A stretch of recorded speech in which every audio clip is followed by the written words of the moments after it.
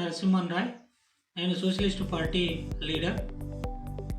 నా channel subscribe చేసుకొని చూస్తున్నటువంటి ప్రేక్షకులకి, యూట్యూబ్ ఛానల్లో ఉండేటువంటి ప్రేక్షకులకి నేను ఒకటే విజ్ఞప్తి చేస్తున్నా.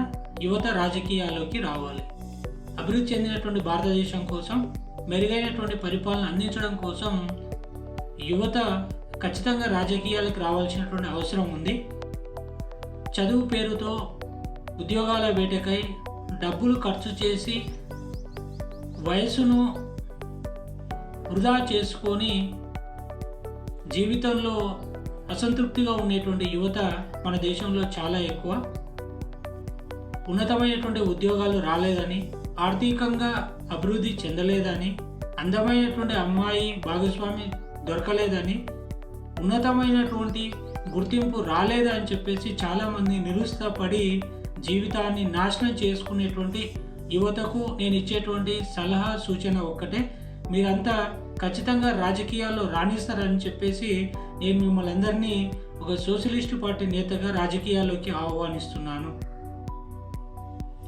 సామాజికంగా, ఆర్థికంగా, రాజకీయంగా అభివృద్ధి చెందినట్లయితే ఖచ్చితంగా జీవితంలో సంతృప్తి అనేది ఉంటుంది.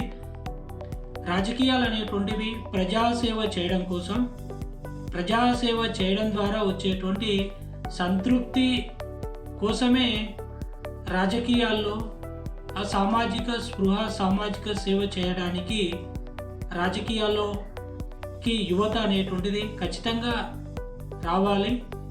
అప్పుడే ఈ దేశంలో యవ్వనంతో కూడుకున్నటువంటి పార్లమెంటు, యవ్వనంతో ఉండేటువంటి యువ నాయకత్వం వల్ల ఈ దేశం అనేటువంటిది ఖచ్చితంగా అభివృద్ధి చెందుతుంది.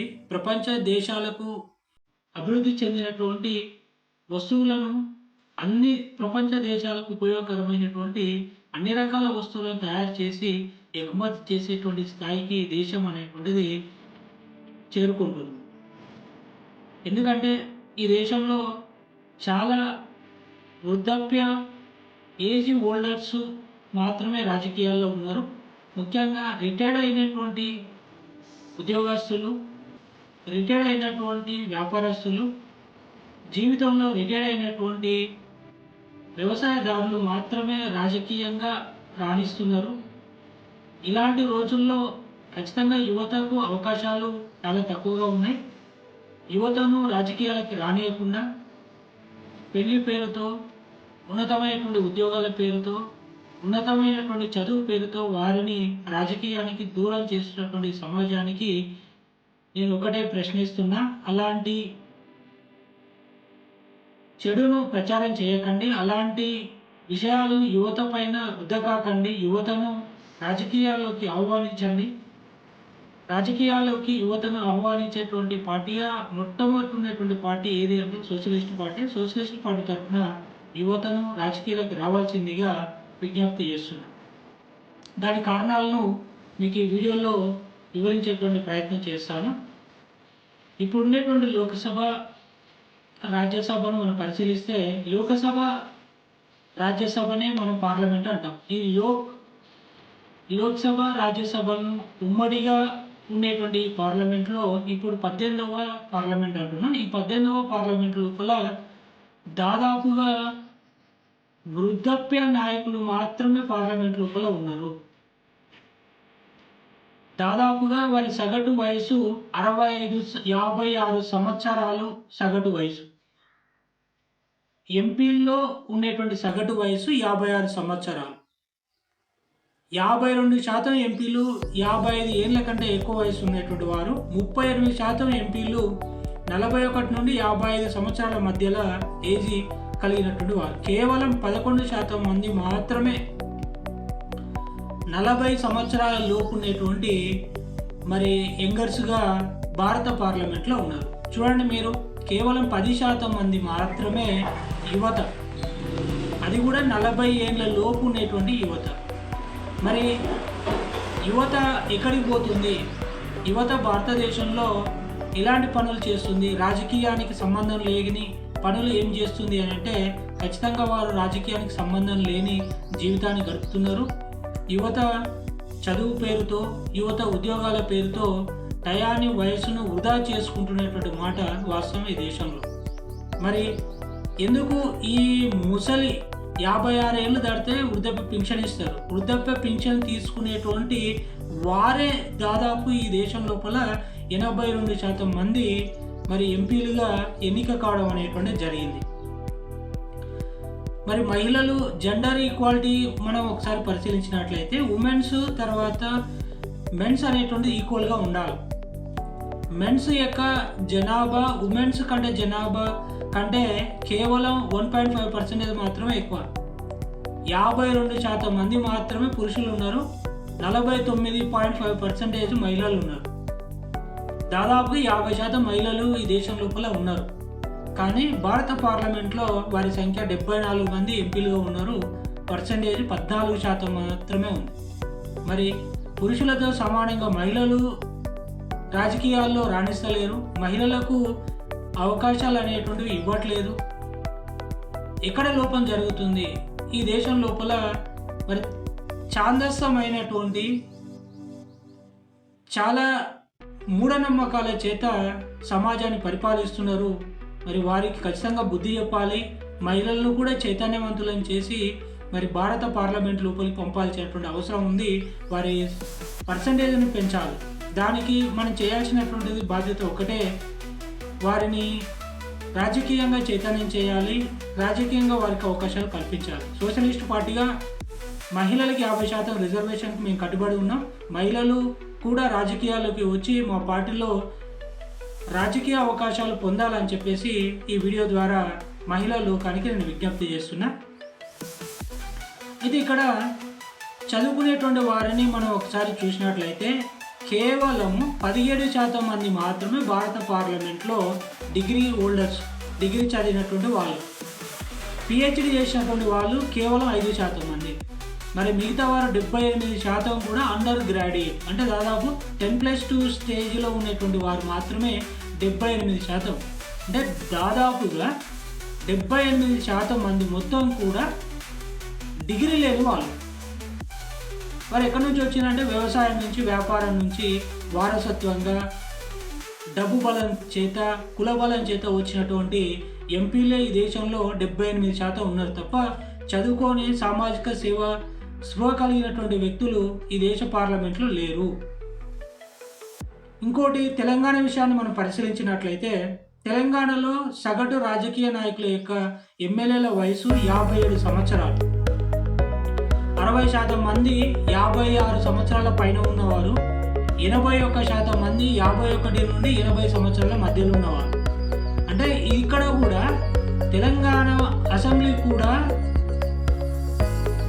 ముసలి వారి చేత, వృద్ధాప్య ఎమ్మెల్యే చేతనే నిండిపోయింది. అందరూ ముసలి ఓల్డేజ్ పింఛన్ తీసుకునేటువంటి వారు మాత్రమే మరి ఎమ్మెల్యేలుగా ఉన్నారు.